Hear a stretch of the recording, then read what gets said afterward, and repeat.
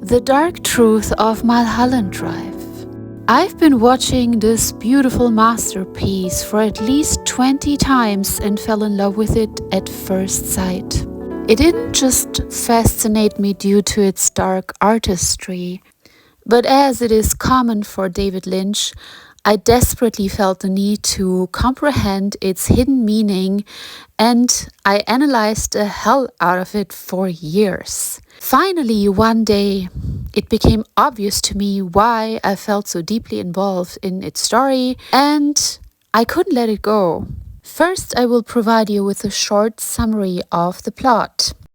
Aspiring actress Betty, who has an innocent personality and metaphorically big blue eyes, moves to Hollywood for her big break after winning a dance contest. She's accompanied by an elderly couple who don't seem to be related to her. At her new apartment, she's welcomed by a witchy woman named Coco, and later discovers an undressed woman in the shower of her picturesque new apartment. The lady seems to have lost her memory and sense of identity. In the process of trying to help the stranger, she falls in love with the mysterious woman. She allows her to stay at her place. The woman, who now identifies as Rita, taken from a Hollywood poster she saw, in return helps Betty with her auditioning rehearsals, and the two become close friends. When she attends her first audition, it becomes apparent that Betty is extraordinarily talented and not quite as innocent as she appears to be. She manages to awe everyone with a magnificent but also slightly seductive performance. It's almost as if everybody knows that they found the next big star of Hollywood and they don't know what to say. They hire her on the spot, and Betty is now living the dream. Betty then attends a different audition where a girl named Camilla is performing, and she seems to just recently have bleached her hair blonde. The director has a hard time with the Hollywood mafia that pursues him to choose the specific girl for his new movie, although he tries to refuse until his life begins to unravel. After being threatened by an occultic cowboy, he finally gives in. At his audition, he keeps looking at Betty and seems very infatuated with her, but she runs off before he can even meet her. He appears sad while he can't stop looking at her while she runs off for some strange reason. It's like he fell in love with her at first sight. Back at her apartment, she becomes sexually involved with Rita, who then asks Betty to accompany her to a club called Silencio, which is a place she remembers from her past. Before that, Rita brought her to a different apartment where they found a deceased, unrecognizable woman who committed suicide. But Betty is naive and doesn't sense any danger. Inside the isolated building called Club Silencio, Betty and Rita witness bizarre performances by artists who pretend to sing songs and play instruments while it's all an illusion and everything is just playback. A devilish-looking man who assembles Anton LaVey from the Satanic Church keeps telling the audience it's all an illusion. There is no band. A female performer who sings playback is then being carried away like a bag of meat. Because Rita doesn't remember her own identity, she's now wearing Betty's clothes and a blonde wig, and she assimilates Betty more and more as if she's taking over her identity. Suddenly, something is happening to Betty, as if she is attacked by some dark force. When they return to the apartment, Betty is being pulled into the black cube that she earlier found inside Rita's handbag. A strange switch of timelines happens, and the occultic cowboy tells Betty to wake up. She is now a different person who lives in a rundown apartment, and it almost looks like she is at the verge to become homeless. She appears disheveled as if she has slept for days, and she keeps obsessing over a woman named Camilla that looks like Rita from the first part of the movie. She's masturbating and crying while thinking of her, and her life and existence seems meaningless. Later, Camilla calls her and invites her to a party.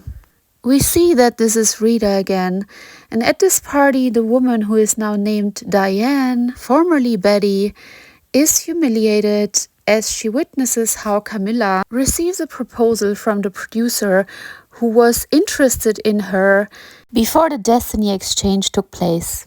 Camilla and the director decide to get married.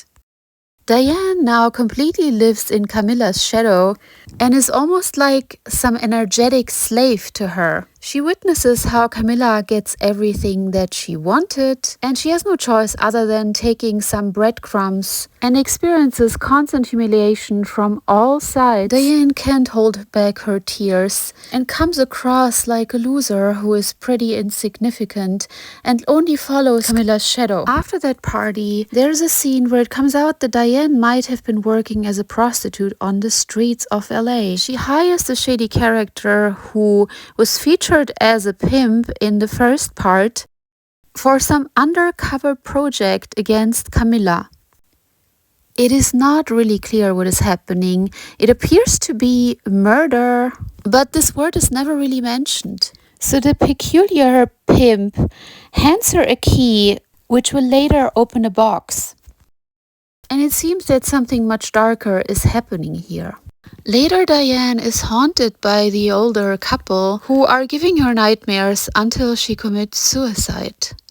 There is a well-kept secret practice in occultic circle which is called destiny exchange or the stealing of stars, also destiny swapping. So the less invasive procedure is actually the stealing of stars, which is still pretty bad and manipulates another person's path of life. I have been researching into this topic for a while now, and it's common knowledge in African culture. I have attached a couple of links regarding that topic, and you can research it yourself and watch several videos on how they exchange stars and destinies. It is also a very popular practice in high-level Masonic circles. But if you're a sorcerer or someone who digs very deep into the occult, at some point you will learn how to do it. Unfortunately, it is not very common knowledge. There's also no book that will tell you about that. The first thing that makes it very apparent that something else is going on, contrary to what other people said in the past, claiming that the first part of the movie was the idealized version of Diane and her dream life in Hollywood, while the second part is the reality and how she aspired to become an actress but had no talent and then turned out to be a prostitute living a dark life in Hollywood. Unfortunately, what I see now, considering the information that I collected on Destiny Exchange, it could be that David Lynch was making a different point here. Quite at the beginning of the movie, you see these two men at Winkies. It appears to be a psychically sensitive man talking to his therapist. And he expresses his fear about an evil presence he encountered in a dream and claims it is just outside behind a corner. And this dream took place at Winkies. When the therapist encourages him to face his fear, a demonic being appears from behind a specific corner and the man gets a heart attack. Finally, why I believe that David Lynch wanted to portray the occult practice Destiny Exchange in Mulholland Drive is because of this scene at Winkies and the demonic forces waiting in the shadows. Something much darker is going on here. You also notice a waitress which carries the name Diane, while in the second part of the movie the same waitress is now called Betty. And now Diane is sitting here with the pimp and notices something is off when she sees that name, but she has no idea what is truly going on and that her destiny has been tampered with. Betty is now Diane. She was switched into a different timeline of a multiverse and has to play out a different character. What makes it more suspicious is the black box she receives from the pimp, who seems to organize all sorts of suspicious operations for different people. The black box reminds me of the black cube connected to the Kaaba in Mecca, also linked to Kabbalah. The practice of Kabbalah is linked to shifting energy fields and rituals which can exchange or manipulate reality timelines, and energies can be transferred that way. It's why I believe her plan was not to murder Camilla, but she now is the one who wants to do a destiny exchange on Camilla. She receives the same key which she found in the first part, so she probably just wants to get her own destiny back and do a ritual on Camilla. It is not clear if she realizes what has been done to her. It appears to be extremely common in Hollywood circles, especially in the music and film industry. But high-level Masons do that a lot, politicians do it, and other influential people seem to do it as well, especially the Illuminati families. Additionally, considering that they visit the infamous Club Silencio, that reminds me a lot of the Code of Silence in Freemasonry, it's obvious that something more sinister takes place than just playback performances. But those playback performances are metaphors of stolen destinies and people who pretend to be someone they are not. They're using the singing voice of other people and the musical talent of an invisible shadow. They collect the favors of others who live behind the curtain. Inside Club Silencio, Betty starts shaking and is attacked by something. Everything she was before is later transferred to Camilla, the person who looks like Rita. Personally, I believe that Rita was a wandering spirit that attached to Betty, guided her to Club Silencio, where they transferred her destiny. That is why, in the second part, Camilla is living a life that seemed to be the destiny of Betty with her exuberant talent and sparkling eyes. What I also believe is that who Betty actually sees is the blonde girl who recently dyed her hair to assimilate Betty, but we see the dark-haired spirit that is attached to Camilla. This spirit transferred Betty's destiny to Camilla. The blonde Camilla is the one that the director was forced to hire for his movie, and his life fell apart when he refused. They told the director that her name is Camilla, and this is the girl. The blonde Camilla and the dark-haired Camilla are also kissing, which could mean they are spiritually connected through a ritual. So the blonde Camilla has a spirit attached to her, which was using Betty to steal her virtues, and she transferred everything to the blonde Camilla. These spirits can use sexuality to get access to your so-called blessings, often through dreams, but also fornication and especially masturbation. It is said that certain practitioners can wear a ring during sexual intercourse and steal or exchange your destiny this way. Bodily fluids can also be offered, just as hair, to transport one's destiny to another person's aura. That is one reason why sexual activities are so dangerous, and the practice of sex magic with plenty of young girls in Masonic circles could be to steal their destinies and blessings in life. These girls become useless. Just to repeat it once again, I believe Rita was a spirit who brought Betty to Club Silencio after they got sexually involved, and she created an energetic link. Inside of the club, Camilla and Betty's destinies were exchanged. It gets interesting in the second part, as now the blonde Camilla is getting engaged to the director who seemed to be interested in Betty, and he didn't want to hire Camilla for his movie. But now the two are in love, while before he was interested in Betty. So it is said that destiny exchanges can steal many blessings from a person to the point that they go insane because they are forced to live a false life and false identity, which isn't their own, and usually very tragic due to the loss of luck. The person usually doesn't understand what's going on. The director doesn't even notice Betty anymore.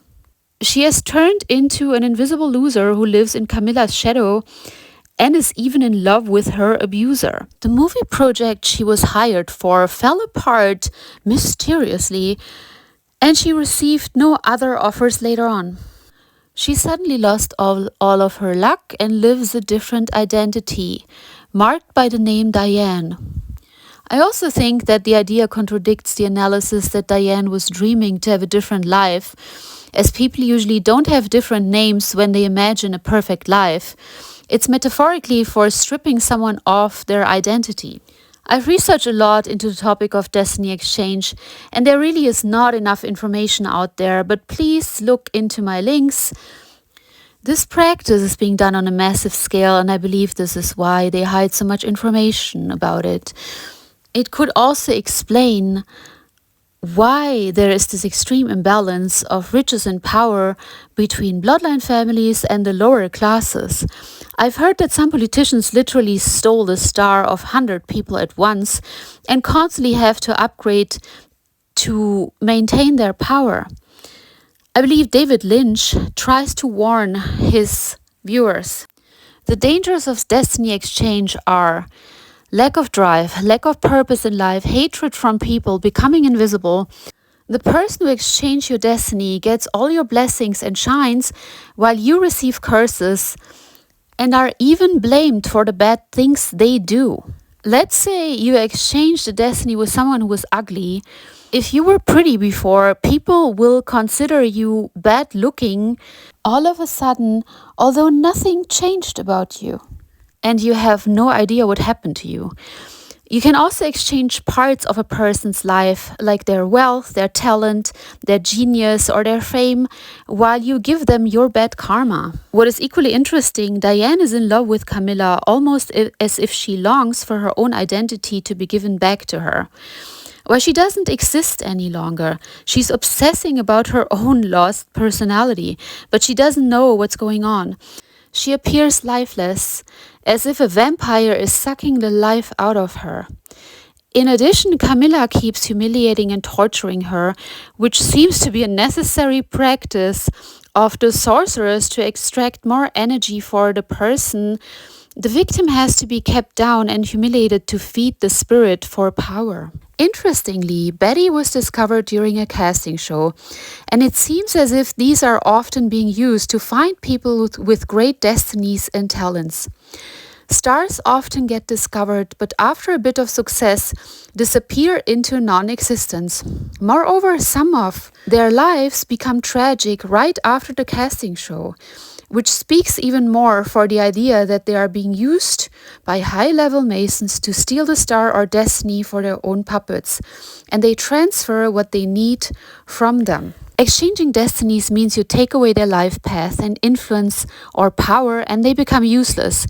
Several powerful people practice this on a regular basis, and to exaggerate their success, they have to do it to many different destinies or so-called stars to keep up their positions. The exchange of destinies can be done through food, giving you food, or also selling you clothes, making you wear specific clothes. It is not even that difficult. It makes me wonder if that's why Hollywood talks so much about stars, because they use the stars of many people to feed their minions at the very top. A star is something everyone has and describes your basic virtues. Your destiny is something greater and can be seen through divination or astrology. So if they discover that someone has a very great, promising destiny and could become very influential and lead a lot of people, it is also a form of oppression and control to exchange this destiny and give it to someone insignificant, a puppet, because they are easier to manage and control. And because this is also being done on a spiritual level, most people who had this done to them go either insane, end up committing suicide, or live a life that feels like it isn't their own.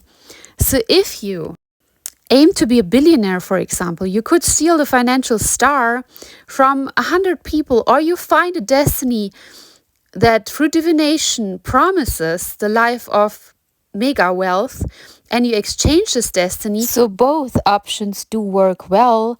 Although if you find a destiny, it's definitely easier and more promising than constantly collecting stars of many different people. The lives of these people will be destroyed and they end up living in poverty.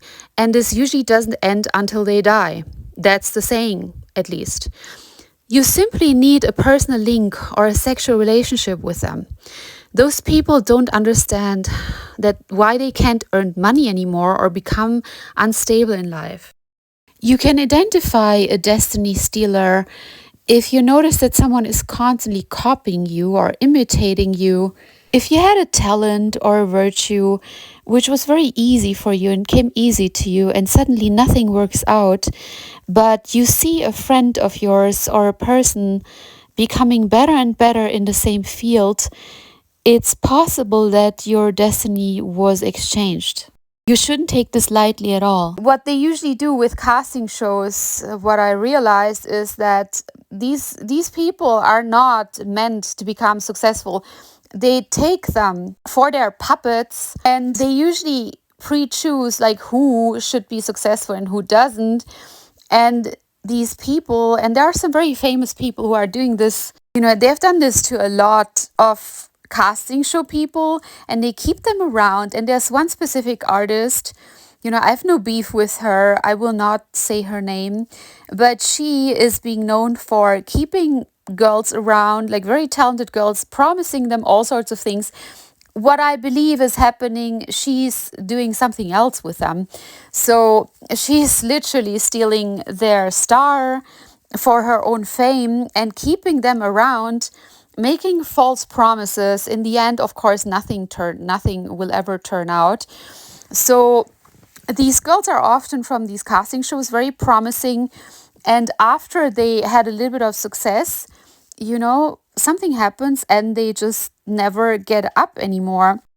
So if people don't know about that and don't know how to protect themselves, it is quite dangerous to get involved with these high-level Masons or, the so-called Illumi people. And that's why certain people they have exchanged their destinies with and who gave them a lot of influence, they have to make sure these people stay quiet. These people can not get influence anymore.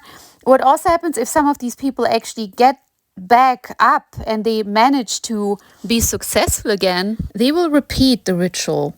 They keep monitoring the people they used for these practices, especially if they had a very, very powerful and promising destiny. So the same celebrity I've mentioned before, she also has the rumor running that she exchanged her destiny with Alaya, who died in a plane crash, just mysteriously. She and her famous husband have done many destiny exchanges with promising artists, and they are feared inside the music industry. I will not talk about Lady Gaga here, who bought thousands of items from Michael Jackson because she desperately wanted to exchange his destiny with hers, although he's even dead. I mean, that's how sick some of them are. So if you have no idea about the occult, it's really dangerous to hang around people like high-level Masons, and you could really end up being part of one of these rituals. They have to make sure you remain quiet, so you will experience lifelong harassment. One more clue that my theory on Mulholland Drive could be on point is that in the second part, the pimp asks the blonde prostitute who works for him if she saw a brunette on the streets who was a bit beat up, and everyone declines and says no, because the brunette was former Camilla and exchanged her destiny and she's gone now. Now Diane is in her spot and dealing with the same shady people while Camilla lives her destiny. So Betty or Diane is now forced to live the shady, dark destiny of dark-haired Camilla. So it seems that Diane is trying to do the same ritual on Camilla to exchange her destiny, but she's being tormented by nightmares and chased by the elder couple who brought her to the airport. It could be that this couple sold her destiny to an occult group and to certain Masons in Hollywood from the casting show, because that's how they found Betty. And they organized the apartment and brought her to Hollywood. When Betty leaves, they have this evil grin on their faces and pat each other on their back and knees, like something sinister is going on behind what is visible to us. The cowboy also seems to be an outer dimensional being, and he threatens the director to hire Camilla due to the rituals that were performed. Some of these starlets, they're being chosen, from young on due to their bloodline. Some of them, not all of them. I'm not saying that's happening with all of them, but many are actually connected to Freemasonry. So they choose these girls. What they actually do, they exchange the destinies of those who are not part of them and who have this spark, who have the attention from a large audience and who have this destiny. But those are dangerous people because they could actually gain too much influence. They exchange the destinies of these people towards their own little puppets within these Masonic rituals. And the sad part is that many of these artists, they will never know what happened to them. They will never know why suddenly their lives became way more difficult, or why the things that they usually did very easily, that came easily to them, they become very difficult, and they feel they don't even have the same creativity anymore. They don't have the same passion for their work anymore. So you can see that after that, Diane, who was the former Betty, she doesn't get any jobs anymore. She's literally dependent on this Camilla who stole her destiny. Everybody just considers her a loser at this party, while the real loser was actually Camilla. In my opinion, David Lynch wanted to show us something else here. That's my opinion on Mulholland Drive. That's what I've researched on that topic, and I will make the next videos, like one of the next videos will also be on destiny exchange and the stealing of stars. So check it out if you're interested. Please subscribe and give this video a like. Many people who believe to, live in hell realm, which is also a constructed idea of certain people that are being monitored and their destinies have been stolen or something else has been done to them. I believe that many of these people don't even know they might have been tampered with in that way. And this is actually why they're being harassed and why they're being monitored, because not many are actually sensitive to that. They don't even realize. So I will explain how the copying of ideas, the stealing of identities, is closely linked to this destiny exchange rituals. There's another movie named Us, which I will quickly describe and explain in one of the next videos. And the movie also seems to be on the same topic. That movie is quite interesting because it actually appears that the Freemasons want to say, oh wow, we're scared if they will find out at some point and come and chase us. But I will not make it a Freemasonic thing here, because this is not just being done by Freemasonic circles, although they are much more aggressive and their rituals are way stronger than of the average person. So manifestation and energy creation is not so easy. It is much easier to steal the energy from somewhere else, and that's why this is being practiced. So I will explain and tell a little bit of my own experience with that topic, what happened in my life and how I connect to this story in Mulholland Drive. And that's actually how I figured out what the movie was about. And it is and has been my all-time favorite movie for a long time. By now, especially during the last years, I think many rituals have been taking place to steal destinies and stars on such a massive scale that it's unimaginable. People can recover that, but it's a lot of work. It's quite disturbing, to be honest. I needed so much time to even find enough information on this topic and to realize that it can be done. I've noticed that it can be done for a long time, but I never found the information. Stay tuned. I hope you have a great day, great evening, wherever you are. And I hope to see you soon. Big kiss. Bye-bye.